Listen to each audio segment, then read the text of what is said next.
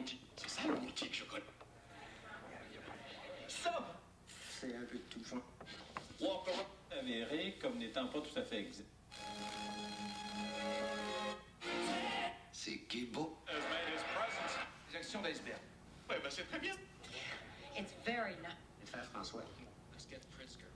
C'est avec les années 50 que s'est ajouté entre le monde et notre perception un nouveau filtre, un nouvel intermédiaire. Et cet intermédiaire, vous l'avez deviné, c'est la télévision. Auparavant, nous étions submergés d'images.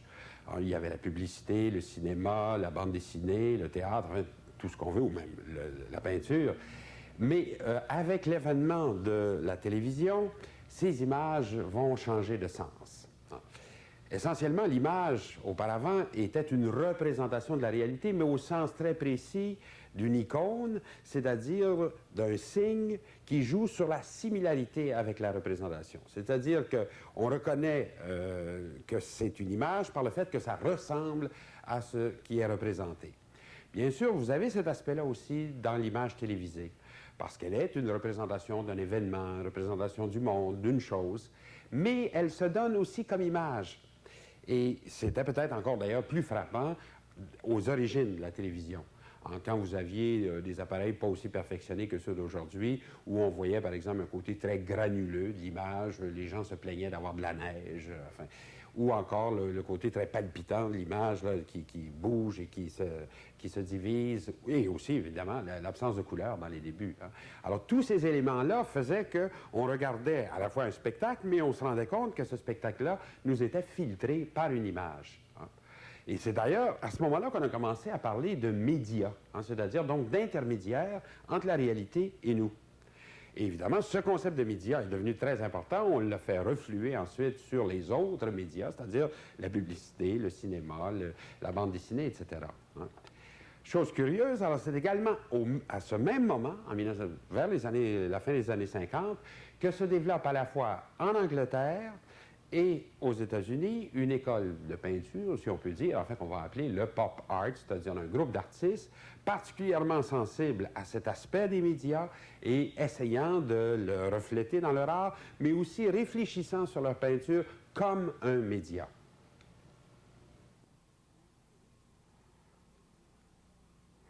Je voudrais commencer alors cette émission sur le pop art américain simplement par faire un exercice assez simple, finalement, c'est de découvrir un peu les sources obvies d'inspiration des artistes de cette tendance.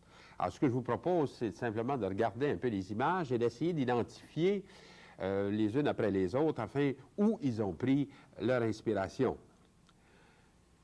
Comme par exemple, ici, il s'agit de publicité, j'allais dire, de très bas étage. Vous savez, ces petites annonces classées qui sont illustrées par des instruments ménagers, hein, qui peuvent être de tout ordre, la machine à laver, des empaquetages aussi éventuellement.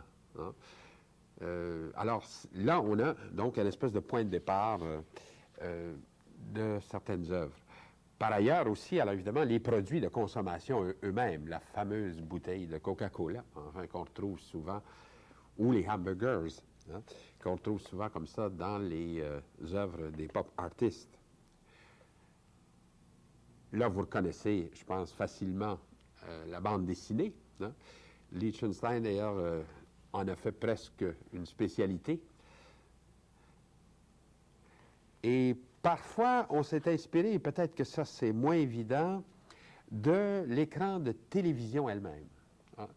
Mais là, il faut se rappeler que les télévisions de l'époque n'avaient pas la perfection des appareils d'aujourd'hui, et parfois les images étaient assez floues, si on veut, ou avec beaucoup de lignes.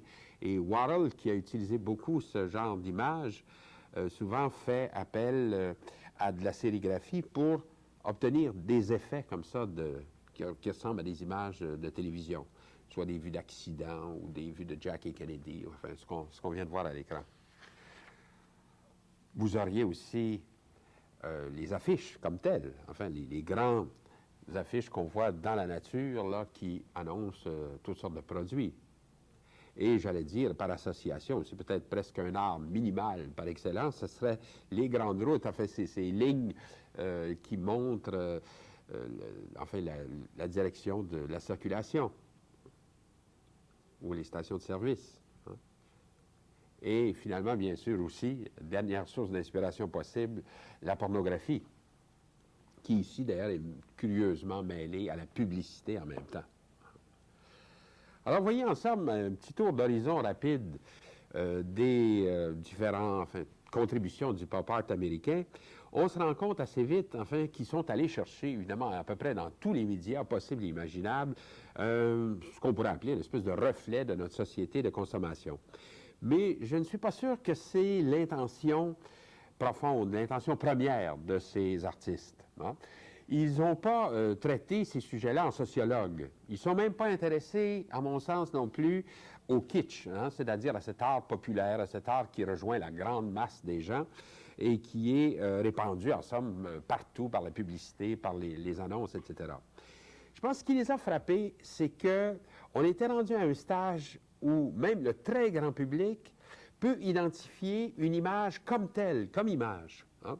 On ne fait aucune difficulté à reconnaître une image télévisée de la réalité, ni d'une publicité, si vous voulez, de ce qu'elle représente. Autrement dit, on a commencé par intégrer cette notion de signe dans la conscience universelle. Elle est passée, si vous voulez, dans nos mœurs. Alors, les pop artistes partent de ça pour l'utiliser un peu pour faire une réflexion critique sur la structure même de l'œuvre d'art. Vous allez me dire, ça paraît bien intellectuel comme approche pour des gens qui, manifestement, se sont beaucoup amusés à faire ces tableaux. Mais vous allez voir, chez les fondateurs du mouvement, cette intention plus intellectuelle, cette intention plus réflexive est tout à fait présente. Non seulement ils vont nous proposer une réflexion sur l'œuvre d'art comme signe, si on veut, à partir justement de l'image, mais aussi, j'allais dire, même sur l'œuvre d'art qui leur était contemporaine, parce que, évidemment, une des difficultés des pop artists, c'était de succéder aux expressionnistes abstraits. Après tout, c'était pas une succession tellement facile. Enfin, ils avaient des grands noms comme Pollock, de Kooning, Motherwell, enfin, tous ceux qu'on voyait la dernière fois, qui étaient avant eux. Et là, il fallait, eux, qu'ils arrivent à quelque chose de nouveau, quelque chose de différent. Hein. Alors, ils vont aussi revenir réflexivement ou critiquement sur ce qui les a précédés. Et ces fondateurs, enfin les deux plus importants, les deux premiers, si on veut, c'est Jasper John et Robert Rauschenberg. Hein. Mais commençons par John. En 1958, Leo Castelli préparait une exposition dans sa galerie de New York. Il préparait une exposition de Jasper John où le public était confronté vraiment à une représentation assez interloquante, en fait, assez surprenante. Les tableaux qui étaient présentés dans cette exposition se divisaient en 4 catégories. Il y avait d'abord une série de drapeaux américains. Alors vraiment, comme un sujet vraiment minimal, si on peut dire. Tout ce qu'il y avait à voir sur le tableau, c'était la reproduction d'un tableau américain. Vous aviez ensuite une autre série qui représentait des cibles. Alors là, peut-être que structurellement, on peut voir un peu une parenté entre le drapeau et la cible. En fait, c'est 2 objets bidimensionnels, comme ça, qui sont présentés, et qui n'ont pas beaucoup non plus de richesse au point de vue contenu, si on veut. Sauf que dans les cibles, Jasper John avait ajouté dans le haut de la composition, si je puis dire, si on peut parler de composition à propos des tableaux comme ça, il avait ajouté des moulages en plâtre qui représentaient tantôt des parties d'anatomie, tantôt des morceaux de visage, en fait, qui sont situés comme ça dans le haut de la composition. 3e catégorie, on avait des séries de chiffres, 0, 1, 2, 3, 4, 5, comme ça, qui couvrent toute la toile. Hein. Peint d'ailleurs dans une espèce de gris pas très agréable, un peu rébarbatif. Et finalement, 4e catégorie, un peu la même idée, mais cette fois avec des alphabets, avec des lettres, A, B, C, D, comme ça, qui couvrent toute la toile. Alors donc, quand je vous parlais d'une exposition interlocante, surprenante, enfin, vous avez un bon exemple de ce que je veux dire. On ne pourrait pas savoir exactement comment le public du temps avait réagi si on n'avait pas un témoin tout à fait privilégié qui l'a écrit. Hein. Et ce témoin privilégié, c'est un des grands historiens d'art de notre époque, Leo Steinberg. Hein.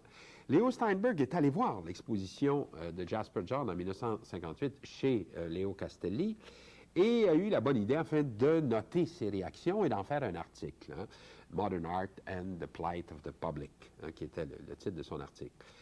Et ce que Léo Steinberg raconte dans cet article-là, c'est sa réaction tout à fait négative, d'abord à la vue des tableaux de Jasper John.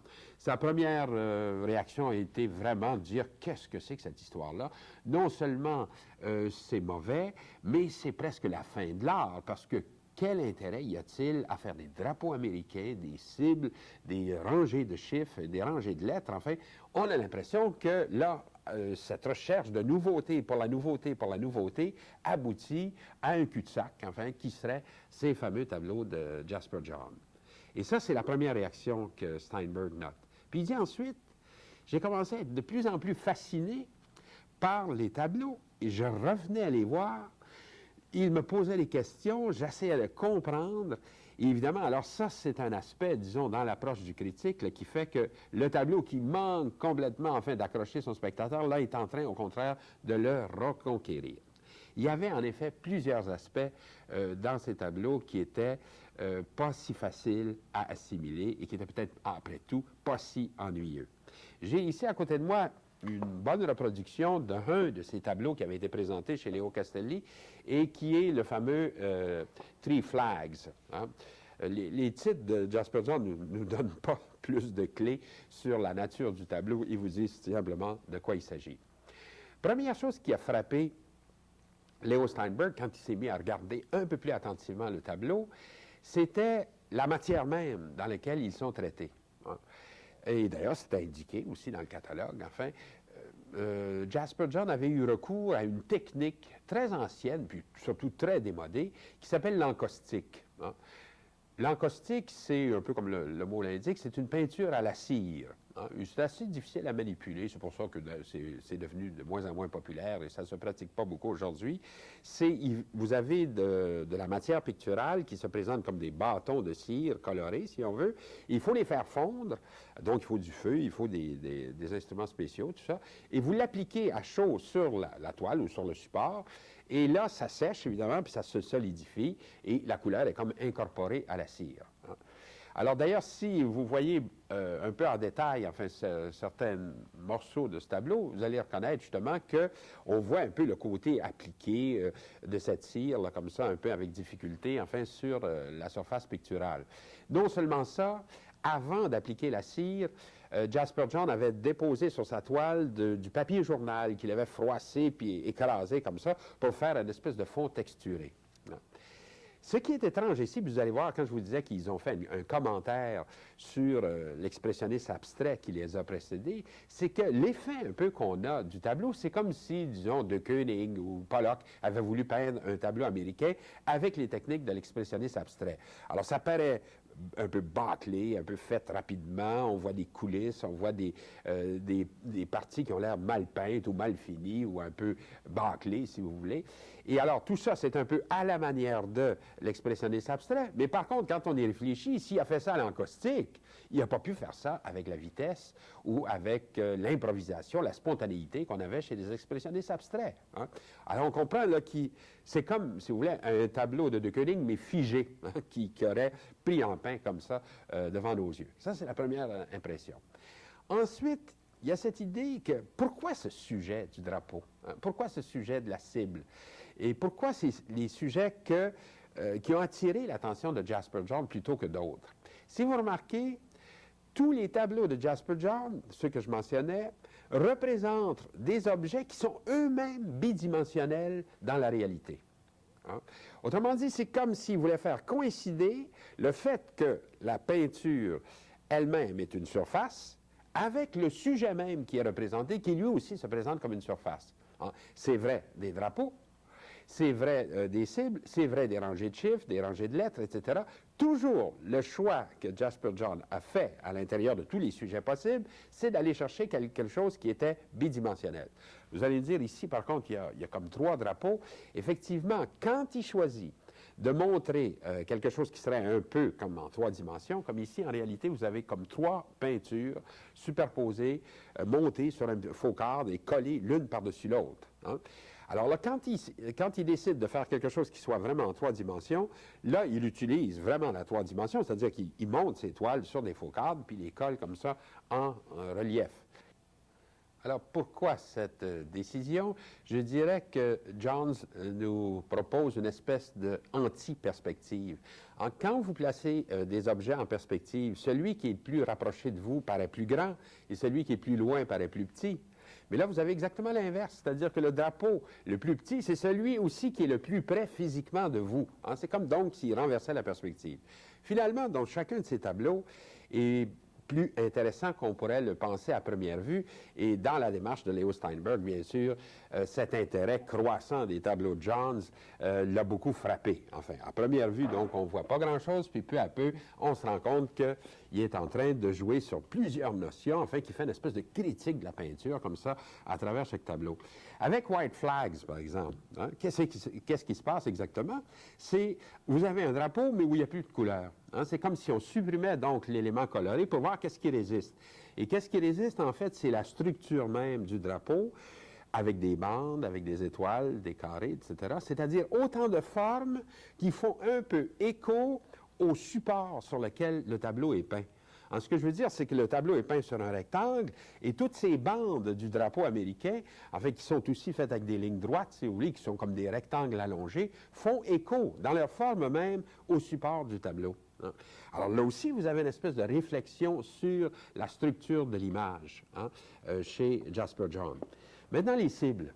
Hein. De quoi ça retourne? Alors, la cible, si vous y pensez encore un peu, c'est un objet qui, dans la réalité, joue sur la notion de distance. Hein. Une bonne cible, vous ne l'avez pas près du nez, vous l'avez très loin. Hein. Elle est dans le décor, elle est dans le lointain. Hein.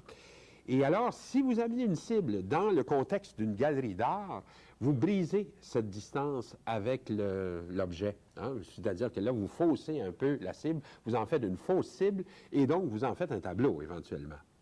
Et en plus, les parties qui sont des moulages de plâtre, là, qui sont situées en haut de l'image, eux, c'est l'inverse. Ils représentent, en somme, des parties d'anatomie.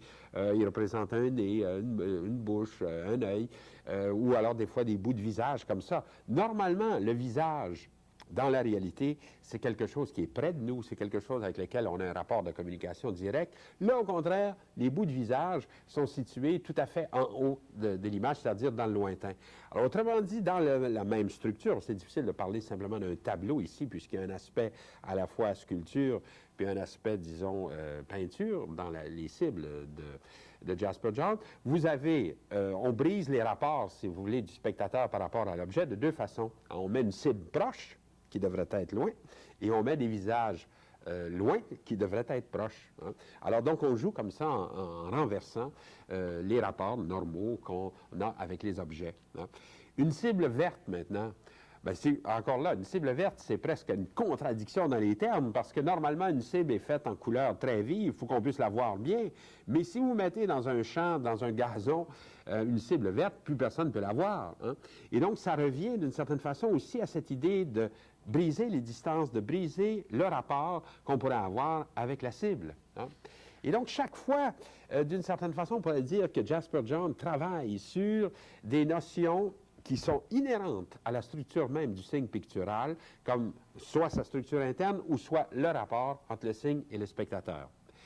Quand Johns va se déplacer vers des thèmes qui seraient davantage tridimensionnels, comme ces fameuses canettes de bière là, qui s'appellent Painted Bronze, simplement, enfin comme si c'était très obvious que c'est des bronzes peints, enfin c'est exactement ce que c'est d'ailleurs.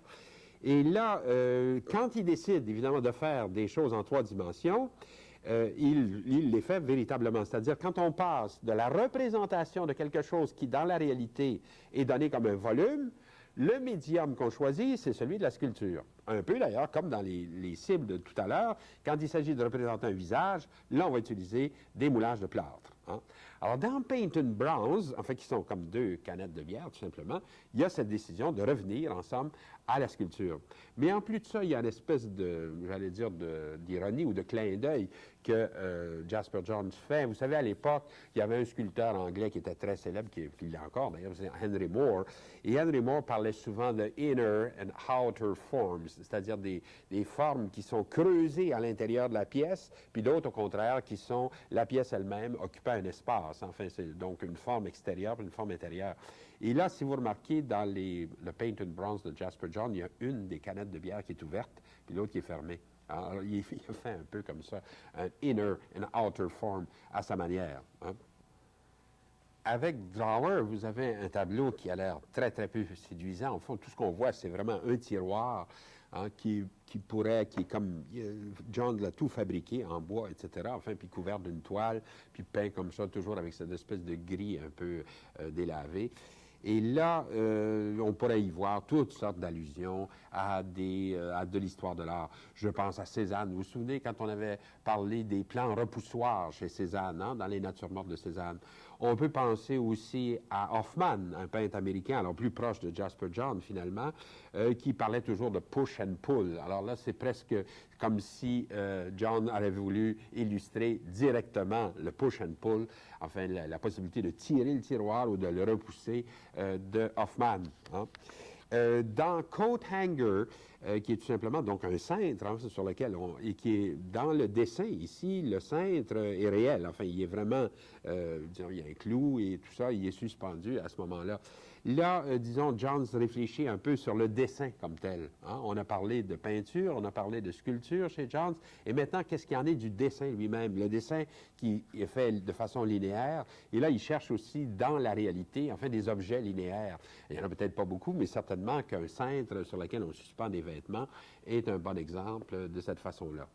Et alors, avec le temps, donc, les travaux de Johns, enfin, malheureusement, je ne peux pas tout vous montrer, mais vont en complexité, ils deviennent plus difficiles, évidemment, à saisir aussi éventuellement. Celui-ci qui s'appelle Device Circle, dans lequel vous avez un élément qui est mobile, c'est-à-dire c'est comme s'il y avait suspendu au milieu une règle qui peut vraiment faire le tour, et ça donne l'impression que cette règle aussi, en faisant le tour, pourrait mêler toutes les couleurs, pourrait obtenir, changer, en somme, la forme de ce tableau au fur et à mesure qu'on intervient dans sa fabrication.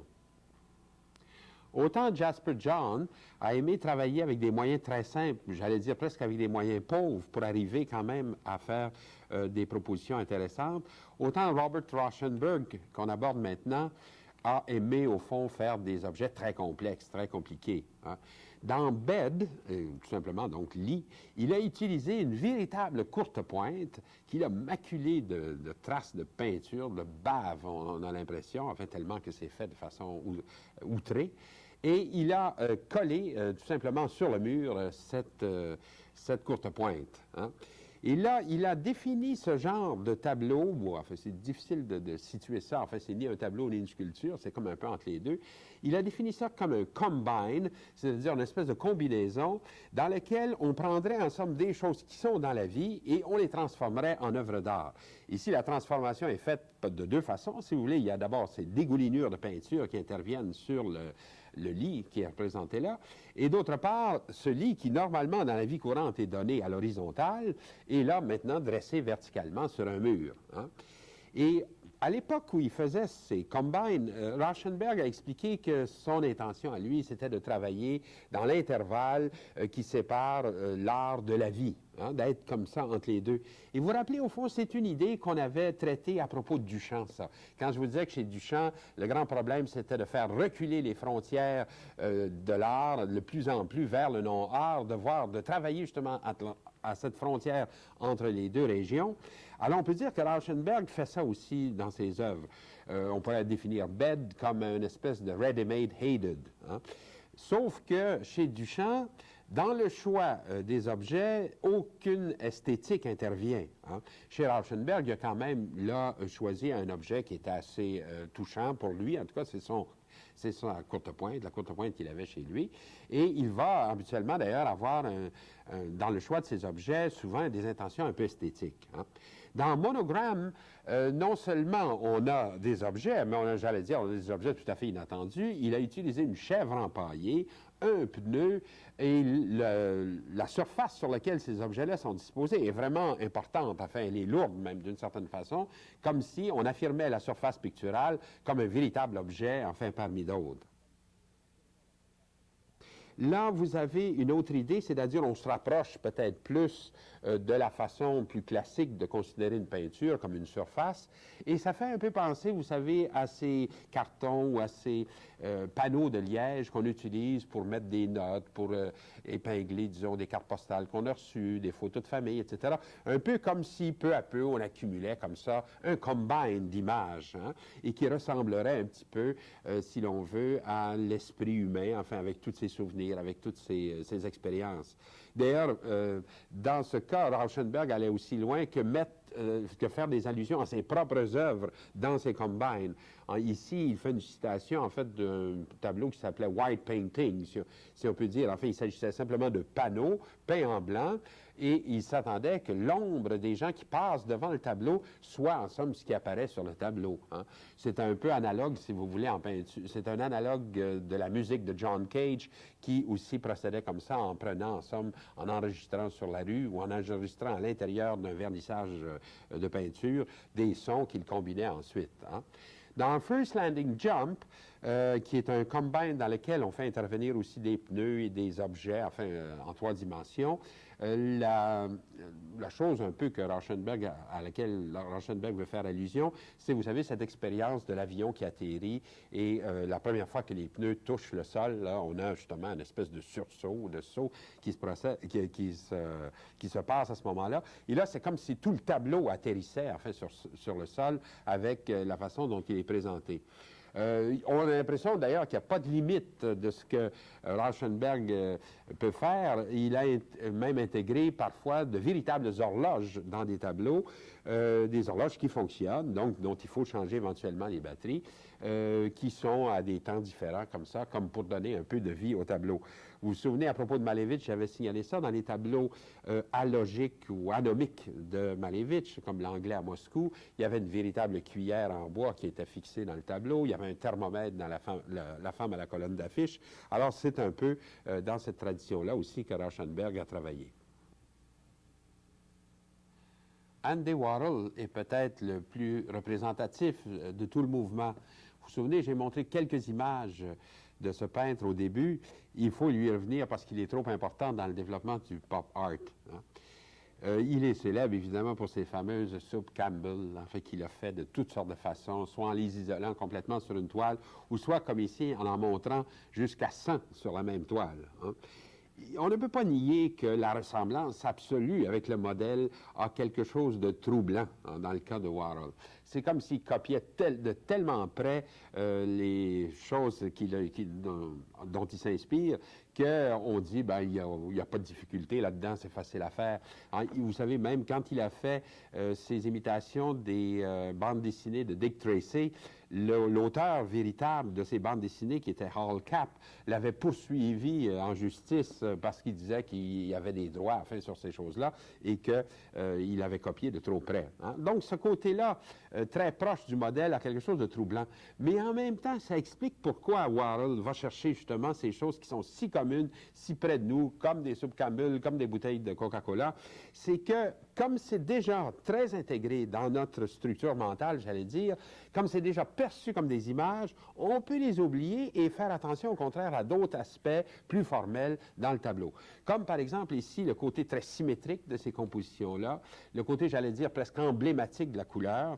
Et alors, dans la série des bouteilles de Coca-Cola, en plus, puis même déjà aussi dans le tableau précédent avec les boîtes de soupe Campbell, vous avez cette idée de all over qu'on expliquait à propos des expressionnistes abstraits, mais là, traité avec des éléments figuratifs. Autrement dit, vous avez une composition qui n'est pas focalisée, sur laquelle donc l'œil peut dériver à droite, à gauche, en haut, en bas pour obtenir à peu près le même effet, et qui n'est pas non plus hiérarchisée, c'est-à-dire il n'y a pas d'éléments plus importants, d'éléments secondaires, tout est égal, on remplit comme ça toute la surface de cette façon-là. Et quand je vous disais justement qu'une des choses que le pop art a fait, c'est une réflexion critique, d'une part sur la structure du tableau, et éventuellement même sur la structure des tableaux contemporains, comme par exemple cette idée de all-over qui avait été avancée par Pollock, par les peintres expressionnistes abstraits, vous la retrouvez là, repensée par les gens qui ont fait du pop art. Hein. Une des choses qu'on avait dit sur Pollock aussi, que les critiques malveillants avaient dit sur Pollock, c'est très facile. Enfin, ça n'a pas de fin, ces tableaux. Ça pourrait continuer à droite, à gauche, en haut et en bas. C'est comme, au fond, du papier peint. Hein? Alors, Warhol a repris cette idée-là, disons, à son compte, et il a fait du papier peint. Avec, alors, en plus, une image tout à fait grotesque un peu. En fait, c'est la fameuse vache LC qu'on retrouve comme ça répétée plusieurs fois sur ces papiers peints qui couvraient d'ailleurs les murs d'une galerie à New York, une galerie célèbre, etc., dans laquelle il avait rempli comme ça toute la galerie avec ce papier peint, avec la vache LC. Hein. Alors, c'est un peu une façon humoristique, si on veut, de désigner en même temps de faire un salut à Pollock, si vous voulez. Hein. Warhol ne pouvait pas non plus éviter dans sa recherche l'importance, j'allais dire, des vedettes, des stars. Hein. Lui-même a fait du film avec Paul Morrissey pendant un bout de temps. Il a souvent aussi eu des comportements de stars. Il se promenait avec les cheveux tout peints en argent et des choses comme ça. Et évidemment, la star des stars pour tous les Américains à l'époque, c'est Marilyn Monroe. Et il a fait toute une série de Marilyn comme ça, des fois sur des fonds dorés, des fois isolés. Ces images, encore là, qui ont toujours l'air très simples, prises directement, si vous voulez, dans les médias, sont en fait très manipulées par Warhol. On tente en vain de trouver quelles sont ses sources exactes d'inspiration, et quand on trouve un peu, quand on approche de ça, on se rend compte qu'il a transformé l'image, il l'a changé. D'ailleurs, il disait lui-même à tous ceux qui se demandaient qui est Andy Warhol, il disait ceci. Si vous voulez tout savoir sur Andy Warhol, vous n'avez qu'à regarder la surface de mes tableaux, de mes films, de moi-même. Et me voilà. Il n'y a rien derrière. Alors que Warhol et, au fond, Rauschenberg et tous les autres se sont souvent penchés sur plusieurs aspects des médias, avec Roy Lichtenstein, on a l'impression de quelqu'un qui, très systématiquement, a décidé de choisir un seul médium d'expression, qui est celui de la bande dessinée, et vraiment, à partir de là, d'en faire toute une exploitation. Marquez par contre que le tout premier exemple que je vous présente, cette fameuse Girl with Ball, est inspiré en fait d'une minuscule petite annonce qui est parue à plusieurs reprises dans le New York Times et qui annonçait je ne sais plus quelle colonie de vacances, la Pocono Beach ou quelque chose comme ça, et dans laquelle on voyait effectivement une jeune fille tenant un ballon comme ça puis annonçant cette colonie de vacances. Ce qui est intéressant de voir, parce qu'on a accusé évidemment Lichtenstein, que vous comprenez bien, de copier servilement ces modèles, ce qui est intéressant justement, c'est de confronter, quand on connaît la source, parce qu'on ne la connaît pas toujours, de confronter l'œuvre de Lichtenstein avec son modèle. Puis là, vous voyez évidemment que d'abord, le cadrage est très différent. Ensuite, il a pris sur lui, je pense, de placer la bouche du modèle de façon tout à fait, j'allais dire, dissymétrique. Les cheveux ont été refaits également, le ballon, en fait. Puis finalement, plus on regarde le tableau fini, plus on voit les libertés, en somme, qu'a pris Roy Lichtenstein avec son modèle. Même les bras qui sont un peu grêles, qui ont l'air hors de proportion, ont été également refaits.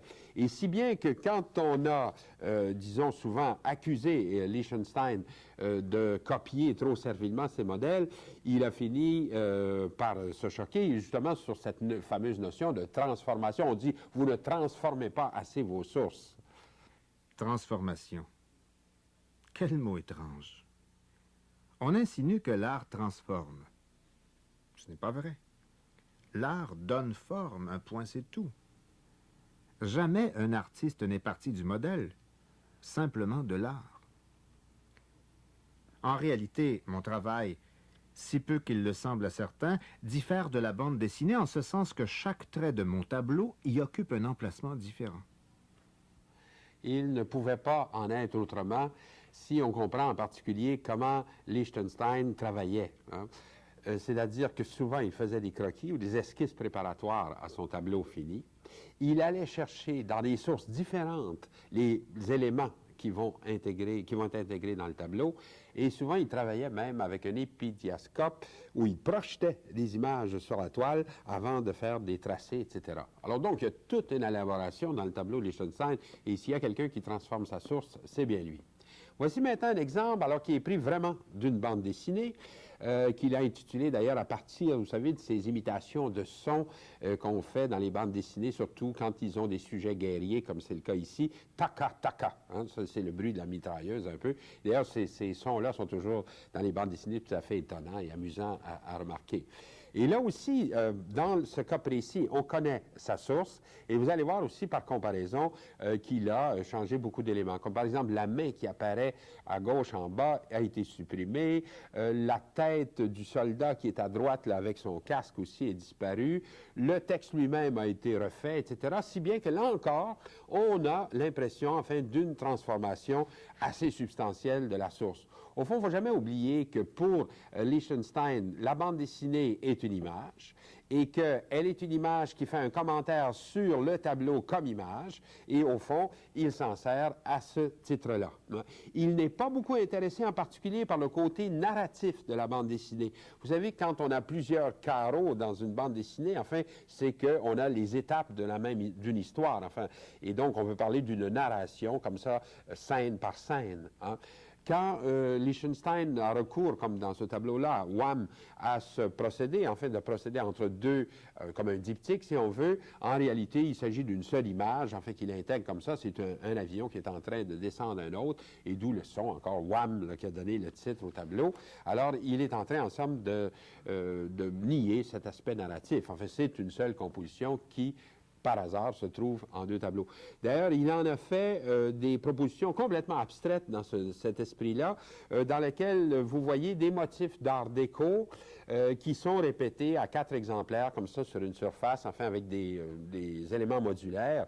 Et là, à ce moment-là, évidemment, on ne peut pas vraiment penser à une narration, puisque le motif lui-même est abstrait, il n'a pas d'intérêt en lui-même, hein.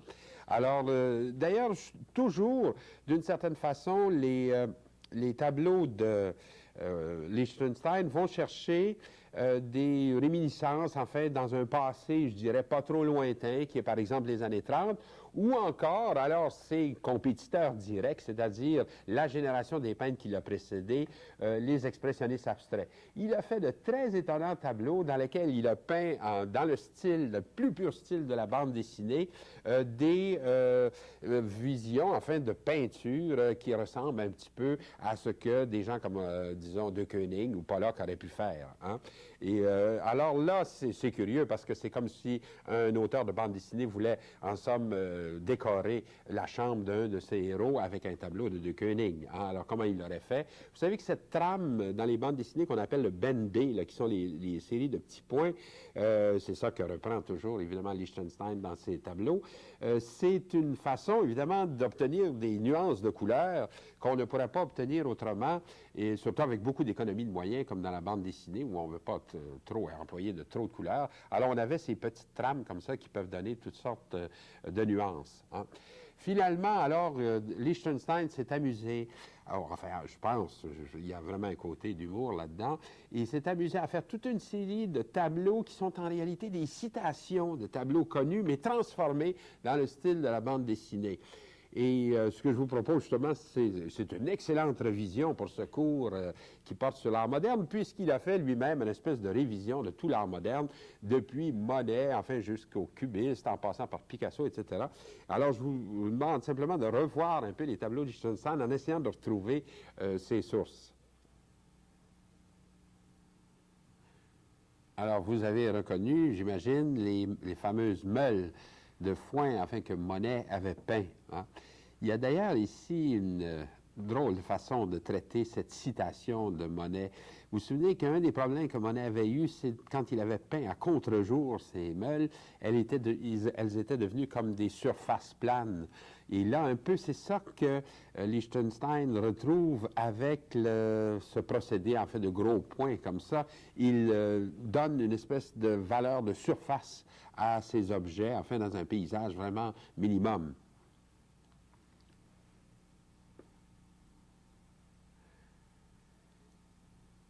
Ici, c'est peut-être un peintre dont nous n'avons pas beaucoup parlé. Je pense l'avoir mentionné à propos de Malevich, seulement c'est Fernand Léger, hein. Le personnage qu'on voit, comme sur une reproduction, si on veut, vient d'un tableau de Fernand Léger. Mais pour le reste de la composition, ça fait penser un petit peu à un trompe-l'œil. Vous savez, le trompe-l'œil travaillait souvent aussi sur l'idée de surfaces d'objets qui sont vraiment comme parallèles au support, à la surface du tableau lui-même, et avec l'idée même, enfin, tellement réaliste qu'on pouvait presque les prendre avec sa main.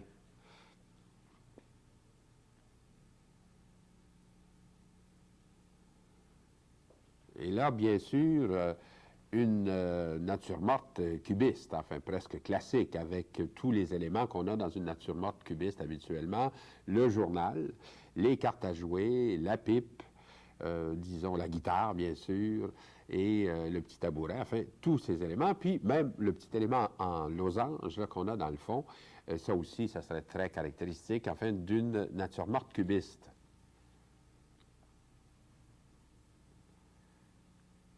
Et bien sûr, dans ce cas-ci, on reconnaît Picasso, hein, une de ces nombreuses femmes à la chaise là, qu'il a peint, et qui, là encore, toujours chez Lichtenstein, est traité déjà comme une image donnée dans la culture, hein, et qui, donc, est susceptible de cette espèce de vulgarisation, de cette transposition dans le langage de la bande dessinée. Enfin, cet objet, qui est en fait un objet en 3 dimensions, qui est une sculpture que Lichtenstein a fait faire, en fait, lui a fini lui-même, s'inspire cette fois-là d'un tableau de Matisse. Je ne pense pas vous l'avoir présenté. En fait, c'est un bol avec des poissons rouges, mais déjà, enfin, il suffit de connaître un tout petit peu l'œuvre de Matisse pour reconnaître un peu ce tableau célèbre ici, qui est traité en plus, alors, en 3 dimensions. Alors, de même que Lichtenstein avait élaboré un peu toute son œuvre à partir d'un seul médium d'information, ça veut dire la bande dessinée, avec James Rosenquist, on retrouve un peu aussi la même consécration à une forme en particulier, sauf que dans son cas, c'est vraiment le grand panneau réclame, enfin, qui est le médium que va exploiter Rosenquist. Hein. Il avait d'ailleurs, à l'époque de ses études, un peu pour gagner de l'argent, si vous voulez, a fait des véritables affiches comme ça, comme on en voit à Times Square. Il était engagé par une compagnie d'affiches de ce type-là, et il a lui-même, enfin, monté à l'échafaud et peint comme ça ces immenses affiches qu'on voit encore sur Broadway quand on se promène à New York. Hein.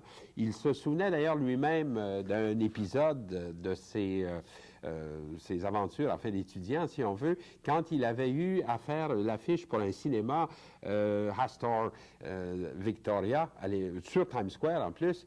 Alors, il disait comment c'était incroyable d'être comme ça à 2 pouces, enfin, ou collé, enfin, sur une immense surface comme ces affiches-là.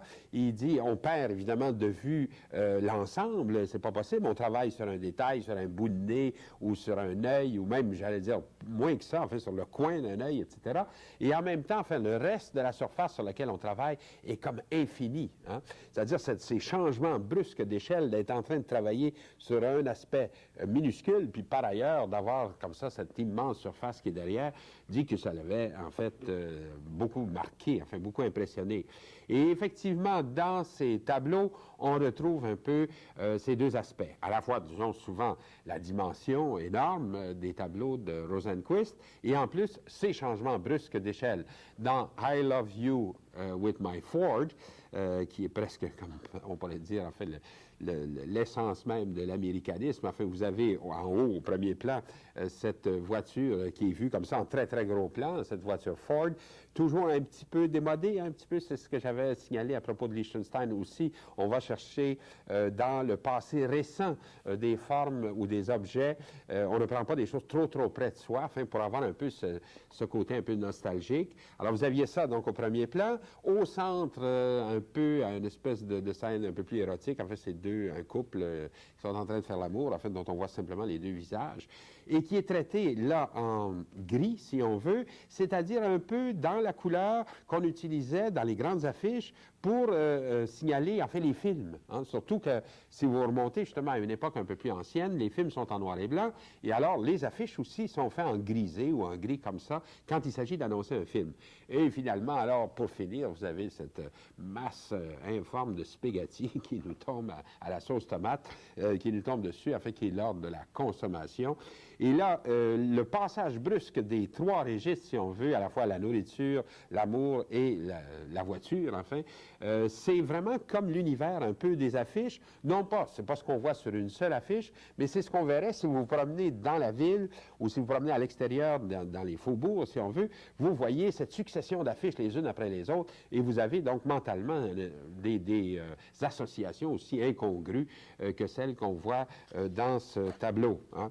Il est arrivé parfois à James Rosenquist de vouloir faire des propositions plus politiques, plus engagées, hein, en particulier dans cet immense tableau qui est consacré un peu au noir. Là, vous avez, au noir américain, alors vous avez des aspects qui sont plus sérieux, si on veut, qui sont pris vraiment à l'histoire récente des États-Unis, mais aussi, là encore, confrontés avec des éléments absurdes, comme ce gâteau au chocolat qu'on voit tout à fait à droite, encore l'automobile, la figure renversée d'une jeune fille, les lunettes, enfin, mais en même temps, on a les pieds de joueurs de football, enfin, un sport où les Noirs excellent. On a le profil arrière de Martin Luther King dans ce tableau-là. Et on a donc, c'est un peu une espèce d'hommage, enfin, aux Noirs américains qu'a voulu faire James Rosenquist. Hein. Donc, il arrive là qu'avec ce type d'art, Rosenquist a voulu aussi éventuellement faire une intervention politique. Hein. Alors, vous voyez, à chaque fois, en prenant un aspect ou l'autre, comme par exemple ici, le panneau réclame, hein, chacun de ces peintres, en fait, travaille finalement sur la notion d'art comme telle. Dans le cas de Rosenquist, je dirais aussi qu'il y a cette volonté de travailler sur un art public, hein. Parce qu'au fond, le panneau réclame, c'est un art qui s'adresse à la collectivité, si on peut dire. Hein. Évidemment, pour des fins commerciales, là, dans la vraie vie, mais là, en l'utilisant justement, en revenant à cette idée de la grande murale, qui est comme j'allais dire, un propos public, un propos collectif, ou éventuellement même politique, là, Rosenquist revenait un peu sur cette fonction de la murale, cette fonction telle qu'on l'avait compris finalement en Europe. Hein. Il nous resterait à évoquer, pour terminer cette présentation, l'œuvre de Claes Oldenburg. Autant, si vous voulez, les références de Liechtenstein à la bande dessinée ou de James Rosenquist au panneau réclame sont claires, sont évidentes, autant on a l'impression que Oldenburg, au moins dans les débuts, a voulu, en somme, tromper le spectateur ou lui rendre l'identification de son œuvre difficile. Je vous laisse 5 secondes devant cet montage, en fait, de Oldenburg et tenter de deviner qu'en est le sujet.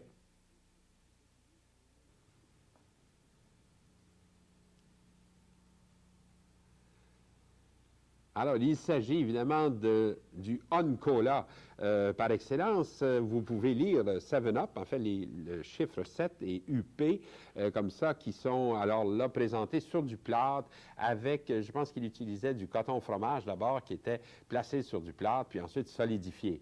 Alors, c'est bien sûr, il est allé chercher là, dans l'univers de la publicité courante, un motif, mais il l'a transformé complètement, si bien qu'on arrive à peine à le lire. C'est la même chose maintenant avec ce tableau-là.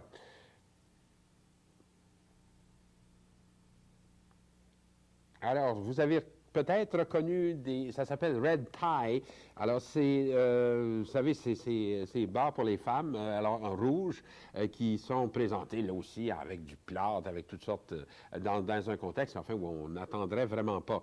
La minute d'ailleurs où on reconnaît l'objet avec le titre en particulier, on a une espèce de petit déclic. Oui, en effet, ça ne va pas être autre chose. Et je suis sûr que ça joue dans le plaisir qu'on a de regarder les œuvres de Oldenburg, ce mécanisme de reconnaissance. Oldenburg a fait aussi d'autres œuvres qui ont beaucoup choqué à l'époque. J'ai montré d'ailleurs un exemple de ça avec ces fameux hamburgers. Vous savez, c'est un peu comme ces objets qu'on trouve dans les vitrines des Delicatessen, par exemple, qui vous reconstituent comme ça des sundaes à la crème à la glace, etc. Mais ils sont faits en plâtre. Hein? Alors, il a fait aussi la même chose, en fait, avec du plâtre. En fait, il a fait des hamburgers avec tout le trimming, là, avec tout ce qu'il faut dedans, là, qui sont présentés de façon, d'ailleurs, un peu horrible. En fait, ça a vraiment l'air absolument indigeste. Je ne sais pas si vous avez remarqué dans plusieurs des tableaux que j'ai présentés, même dans des natures mortes, finalement, de Liechtenstein aussi, vous aviez ce thème très particulier de la nourriture. et d'une nourriture, alors j'allais dire presque typiquement américaine, les hamburgers, le Coca-Cola, le gâteau de chocolat, en fait, toutes ces nourritures qu'on a montrées et qui sont un peu du fast-food, hein, c'est du snack, c'est des choses qu'on prend rapidement quand on est pressé, etc., et qu'on mange, qui n'ont pas beaucoup de goût et qui sont un peu dégueulasses. Alors, ce genre d'approche de la nourriture est aussi transposé ici dans les tableaux, comme si on nous suggérait que les tableaux sont aussi effet d'une consommation rapide, comme ça. Et d'ailleurs, le pop art joue souvent sur cet effet de choc du tableau. Enfin, vous êtes présenté devant et très vite, vous percevez le sujet, vous percevez sa nature d'image et vous en faites une consommation comme ça d'une œuvre après l'autre. C'est d'ailleurs pourquoi j'ai voulu que dans cette émission, si on veut, on ait beaucoup d'images et on puisse comme ça passer d'une expérience à l'autre. Hein. Il y a donc presque une reprise de la fonction de la nature morte américanisée et qui est devenue comme une espèce de fast-food, j'allais dire, presque une nouvelle vanitas, hein, parce que cette nourriture qu'on consomme rapidement, c'est aussi une nourriture qu'on détruit et qui, au fond, se détruit et s'autodétruit comme ça au fur et à mesure qu'on la consomme. Hein. Oldenburg a joué aussi dans d'autres œuvres sur la notion d'échelle. Comme par exemple ici, cette planche à repasser avec une chemise est énorme en réalité. Hein? Et la chemise, enfin, habillerait un géant extraordinairement grand. Et alors là, en changeant, si vous voulez, les paramètres d'un objet usuel, il le rend évidemment beaucoup plus étrange, beaucoup plus insolite, et il le fait basculer dans le domaine de l'art. Hein? D'ailleurs, Oldenburg est allé jusqu'à suggérer j'allais dire, des monuments impossibles qui ne seront jamais réalisés, mais dont il a fait comme des dessins ou des maquettes, comme par exemple ici, c'est cette vue de la Tamise à Londres, qui aurait été agrémentée par deux immenses boules, comme on en trouve dans les cabinets de toilette. Alors, vous imaginez bien qu'il n'est pas question d'installer ça pour vrai à Londres, mais là aussi, il joue sur l'idée d'échelle, il donne une monumentalité à cette idée-là qui fait qu'elle est presque irréalisable. Hein? Alors, on change les paramètres, en somme, des objets. Ce qui est donné de façon claire devient obscur. Ce qui est donné, disons, de dimension normale dans la nature est donné au contraire très gros. Ce qui est mou est devenu dur, etc. Hein? À un moment donné, d'ailleurs, à l'époque où l'art s'en allait vers des formules de plus en plus géométriques, enfin peut-être un peu sous l'influence des peintres abstraits qu'on voyait une dernière fois, l'influence de Mondrian, etc., où on revenait un peu à cet art vraiment minimal, dont nous traiterons d'ailleurs la prochaine fois. Oldenburg a proposé au contraire toute une série d'objets mous. Hein. Il prenait par exemple un objet comme un dactylographe et il le traitait avec du tissu comme du vinyle et il le remplissait comme ça avec disons, vous savez, cette espèce de styrofoam là, ou de mousse qu'on met à l'intérieur des objets pour leur donner une forme. Et là, ce dactylo devient presque déliquescent, j'allais dire, il devient un peu comme une montre molle à la Dali. Et il est d'ailleurs placé sur les murs et il change constamment, en fait, selon qu'on l'accroche à un endroit ou à l'autre. Hein. Alors là, quand l'imagination d'Oldenburg s'empare d'un thème comme ça, on pourrait dire il y a la tentation de traiter tous les objets de cette façon-là.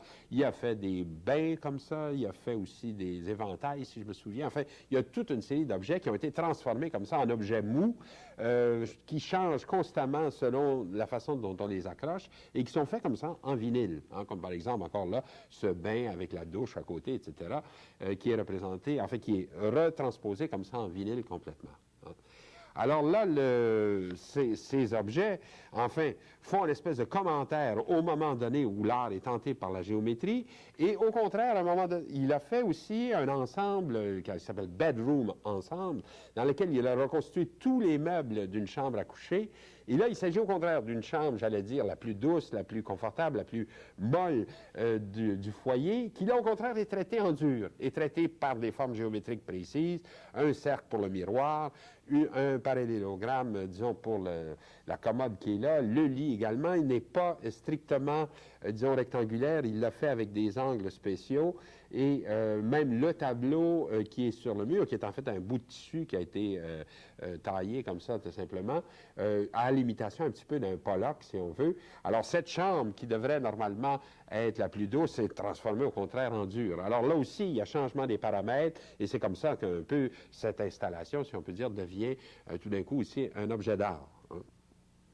Alors, nous avons donc passé en revue, forcément de façon assez rapide, un certain nombre de ces artistes, enfin, qu'on a groupés sous le nom de pop art américain.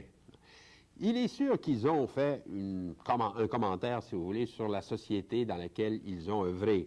Cette société des années 60, qui est très marquée comme une société de la consommation. Mais j'espère vous avoir convaincu que les problèmes qu'ils ont abordés étaient d'une autre nature, finalement. Et ils se situent beaucoup plus, qu'on aurait pu le croire à première vue, dans le grand courant du développement de l'art moderne, qui est si préoccupé de forme, qui est si préoccupé finalement de vérité, c'est-à-dire de la nature même de l'œuvre d'art. Qu'est-ce qu'une œuvre d'art? Qu'est-ce que ce signe pictural? Hein? Et alors, de la même façon, les gens qui ont travaillé dans cette ligne du pop art se sont posés aussi ces questions et ils ont résolu chacun à leur façon. Ils sont aperçus, en plus, qu'à force de poser ces problèmes de vérité de l'œuvre d'art, on risquait un jour, enfin, d'aboutir à une espèce de cul-de-sac, hein, dans lequel il n'y avait pas d'issue. Et ils ont aperçu aussi que la solution du problème, ou la façon de sortir du dilemme, c'était d'aller vers l'objet. Et là, encore une fois de plus, c'est Duchamp qui a montré un peu la voie. Hein, vous savez que quand Duchamp est arrivé justement à l'institution des ready-made, c'était un peu ça. C'est comment sortir de cette aporie, enfin de l'art moderne qui s'interroge tout le temps critiquement sur sa propre structure, sur ce qu'elle est, sinon que d'aller vers la sculpture, d'aller vers le volume, vers les objets en 3 dimensions. Or, cette option que le pop art a bien aperçue à ce moment-là, nous allons la retrouver dans la prochaine émission qui va aborder justement des peintres qui vont faire aussi ce passage vers la 3e dimension et qu'on a appelé l'art minimal. Hein. Mais là aussi, ils vont être confrontés à une même aporie, je dirais, au même dilemme. Qu'est-ce qu'on fait après? Et on sent vraiment qu'on arrive à la fin de la tradition moderniste. Mais là, une fois de plus, les artistes nous révèlent une surprise. Vous verrez qu'il y a aussi une façon de sortir du dilemme.